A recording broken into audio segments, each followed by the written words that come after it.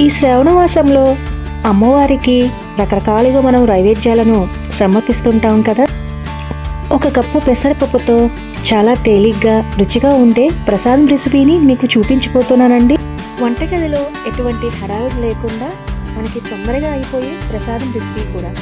అమ్మవారికి ఇష్టమైన లడ్డు రెసిపీని చూపించిపోతున్నానండి. కేవలం ఒక కప్పు పెసరపప్పు ఇంకా పంచదార నెయ్యితో ఈ ప్రసాదం రెసిపీని చాలా తేలిగ్గా రెడీ చేసుకోవచ్చు. ఎలా అనేది ఇప్పుడు వీడియోలోకి వెళ్ళిపోదామా.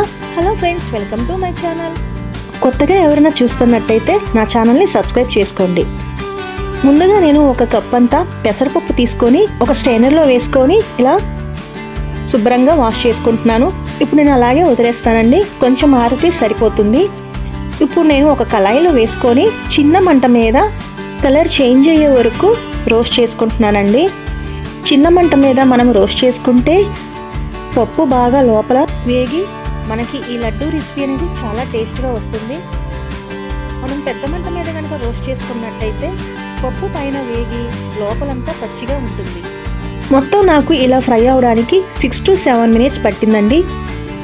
ఇప్పుడు కలర్ అనేది చేంజ్ అయిపోయింది, చూసారా? ఇప్పుడు మనకు పప్పు బాగా వేగిపోయింది కదా, తడంతా ఆరిపోయి మనకి ఎంత డ్రైగా అయిపోయిందో చూసారా?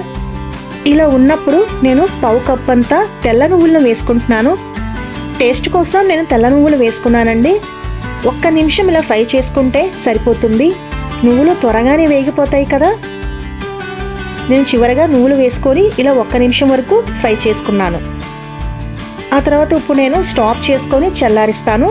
ఇదంతా నేను ఒక మిక్సీ జార్లో వేసుకుంటున్నాను. నేను బాగా సాఫ్ట్గా అయ్యే వరకు మిక్సీలో పౌడర్ చేసుకుంటానండి. ఇప్పుడు పిండిని నేను చాలా సాఫ్ట్గా పౌడర్ చేసుకున్నాను కదా. ఆ తర్వాత నేను ఏ కప్పుతో అయితే నేను పెసరపప్పు తీసుకున్నానో అదే కప్పుతో పంచదార 2 యాలకులు తీసుకొని మిక్సీలో వేసుకొని పౌడర్ చేసుకుంటున్నాను. ఇలా పక్కన పెట్టుకున్న తర్వాత 2 టేబుల్ స్పూన్ల నెయ్యి వేసుకుంటున్నాను. నెయ్యి వేడెక్కిన తర్వాత 2 టేబుల్ స్పూన్ అంతా బాదం పప్పుల్ని ఇలా కట్ చేసి వేసుకున్నాను.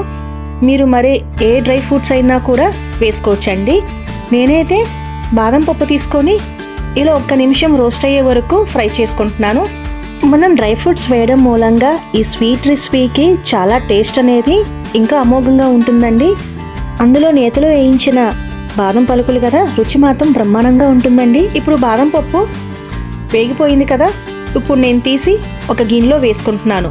ఇప్పుడు అదే కళాయిలో వేయించిన పెసరపప్పు పొడి ఉంది కదా, దాన్ని అదే కళాయిలో వేసుకుంటున్నాను. ఆ తర్వాత అందులోకి నేను పంచదార పొడి కూడా వేసుకుంటున్నానండి. 2 బాగా మిక్స్ అయ్యే వరకు కలుపుకుంటున్నాను. ఇలా బాగా మిక్స్ చేసుకుంటే సరిపోతుంది. మంట మాత్రం లో ఫ్లేమ్ మీద పెట్టుకొని చక్కగా ఇలా ఫ్రై చేసుకుంటున్నాను. నేను 2 టేబుల్ స్పూన్ల నెయ్యి వేసుకొని ఇలా కలుపుకుంటున్నాను. వాటర్ కానీ పాలు కానీ అస్సలు యాడ్ చేయకుండా ఇలా నేతితోనే లడ్డూలను చేసుకుంటే చాలా టేస్ట్గా ఉంటుందండి. మరొక టేబుల్ స్పూన్ వరకు నెయ్యి వేసుకొని ఇలా కలుపుకుంటున్నాను. మొత్తం నాకు 3 టేబుల్ స్పూన్ల నెయ్యి అనేది పట్టింది. ఇప్పుడు చూసారా ఎలా ఉందో? ఈ మాదిరిగా ఉంటే సరిపోతుంది మనకు.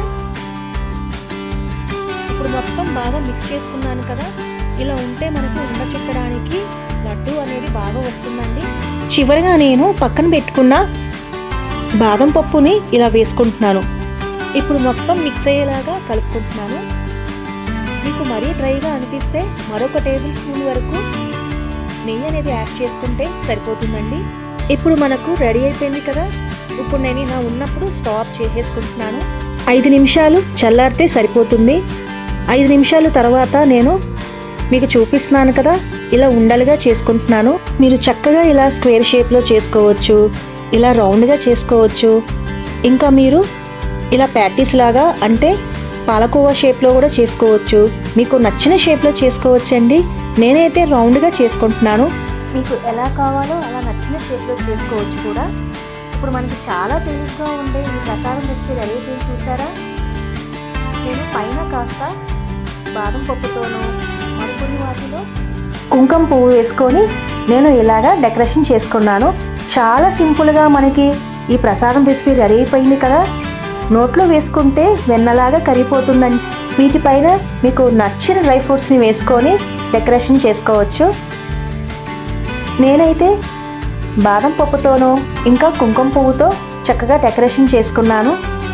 చాలా తేలిగ్గా టేస్టీగా మనకి ప్రసాదం రెసిపీ రెడీ అయిపోయింది కదా ఫ్రెండ్స్. తప్పకుండా రెసిపీ అనేది ట్రై చేసి కామెంట్ రూపాన ఎలా వచ్చిందనేది మీ అభిప్రాయం తెలియజేస్తారు కదా.